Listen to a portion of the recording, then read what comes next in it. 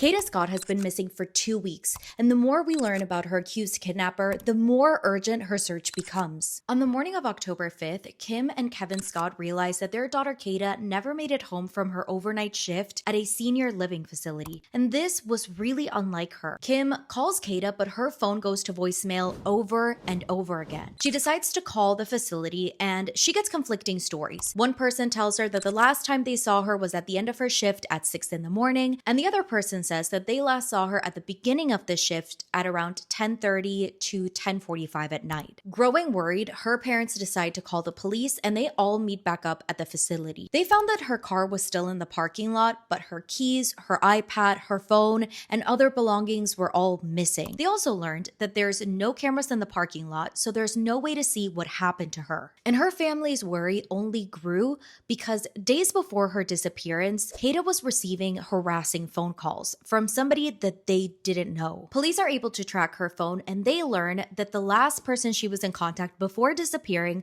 was 21-year-old Keon King. At this point, we learned that Keon has a pattern and a criminal record to go with it.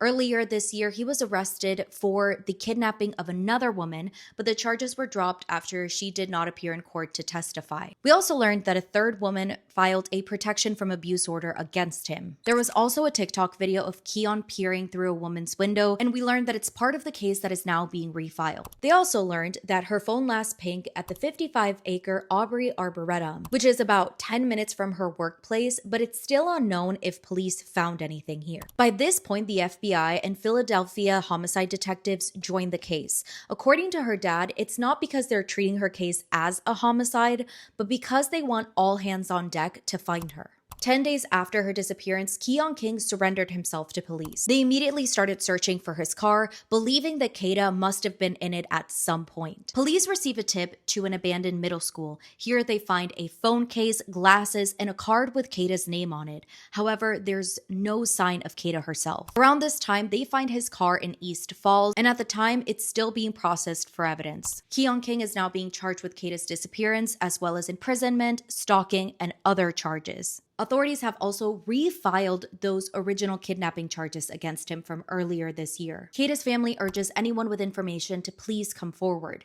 They've also set up a GoFundMe to help pay for search efforts.